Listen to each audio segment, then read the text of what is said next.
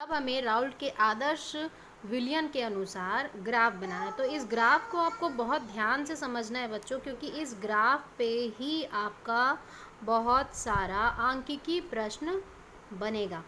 अगर ये ग्राफ आपको समझ में नहीं आता है तो फिर आप आगे के धनात्मक विचलन और ऋणात्मक विचलन से होने वाले जितने भी प्रश्न हैं उनको आप सॉल्व नहीं कर पाओगे। ठीक है, तो मान लो आपको कोई ऐसा प्रश्न आता है कि जिसमें बोलता है कि x1 का मान होता है 0, x2 का मान होता है 1। ठीक है, यहाँ पे जाने पर ये है, ये मोल प्रभाज है, मोल अंश है ना, मोलों की संख्या, और ये बताता है दाब को।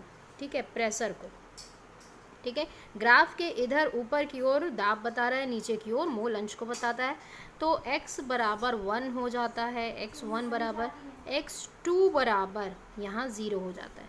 तो अब यहाँ पे ध्यान देना है कि इस तरीके के अगर प्रश्न आए हैं तो पहले ग्राफ को कैसे समझना है कि देखो x1 बराबर आपको 1p1 मतलब कि a सॉल्यूट का नंबर, p2 बराबर आप सॉल्वेंट मतलब कि आप विलायक का नंबर ले लो। ठीक है, x1 मतलब सॉल्यूट का मान है 0।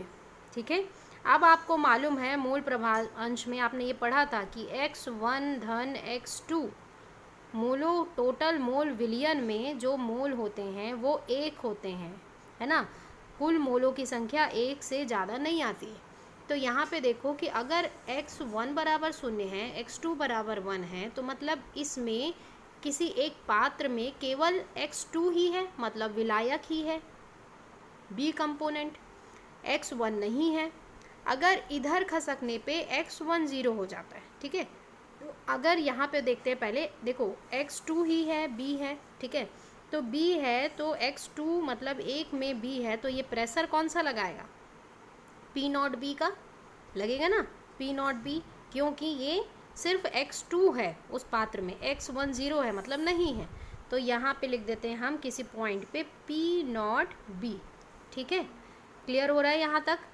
अब देखो यहाँ पे जब हम इस पात्र में कोई और चीज़ मिलाने लगते हैं, मान लो कंपोनेंट A मिलाने लगे, तो कंपोनेंट जब A मिलाने लगते हैं तो धीरे धीरे मोल अंश बढ़ता है और फिर x1 हो जाता है 1, x2 हो जाता है 0। तो अब इस पात्र में क्या हो रहा है, x1 का मान हो जा रहा है 1 मतलब कि, और x2 का मान हो रहा है 0 मतलब विलायक इसमें नहीं है, सिर्फ ये विलय। तो इसका दाब क्या होगा, p नॉट a होगा। तो यहाँ पे हम किसी पॉइंट में लिख सकते हैं p नॉट a। ठीक है, अब देखो ग्राफ कैसे बनेगा कि ये जो p नॉट है, ये जब इधर से जब ये बढ़ा, प्रेशर बढ़ गया, प्रेशर यहाँ पे बढ़ा, बढ़ने के बाद मोल अंश में कमी हो रही है तो कमी इधर से हो जाएगी, तो ये हो गया मोल अंश में इस तरीके से कमी आ गई। ठीक है, तो ये बता रहा है p नॉट b प्रेशर को।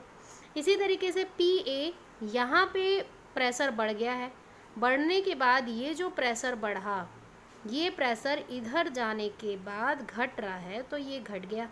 ठीक है, ये हो गया पी नॉट ए का।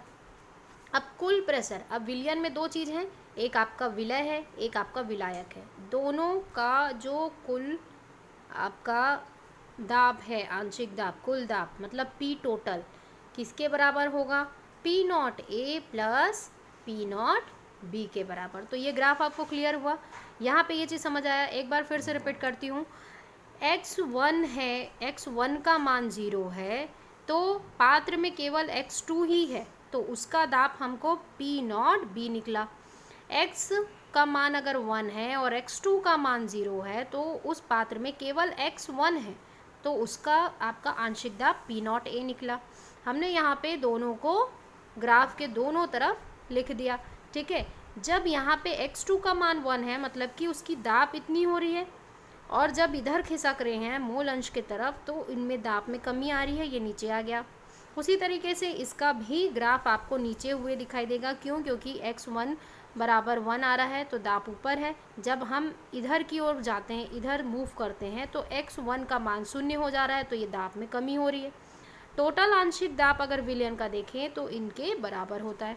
तो इस तरीके से आपको ग्राफ बनाना है। इसी में अनादर्श की बात करूँ तो अनादर्श में क्या होता है कि कोई भी चीज़ फिक्स नहीं रहता है, मतलब इसमें पी ए बराबर पी नॉट ए एक्स ए है ना के बराबर नहीं होगा, पी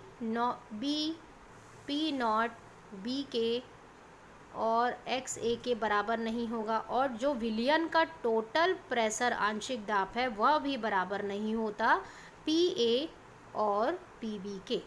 ठीक है, तो ये होता है इस तरीके के, मतलब हम बोल सकते हैं कि वह विलयन जो राउल्ड के नियम का मतलब पालन नहीं करता है वो अनादर्श होते हैं, मतलब वो बराबर नहीं होते, और जो राउल्ड के नियम का पालन करेंगे वो क्या होंगे, बराबर होंगे किसके, अपने मूल अंश के। जो उनका आंशिक दाब होता है वो उनके प्रारंभिक दाब और मूल अंश के बराबर होते हैं।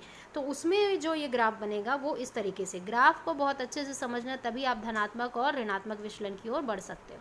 तो नेक्स्ट हम चलते हैं आदर्श और अनादर्श के दोनों वो करते हैं, तुलना करते हैं कि दोनों में क्या अंतर है, जो बहुत इंपॉर्टेंट क्वेश्चन है।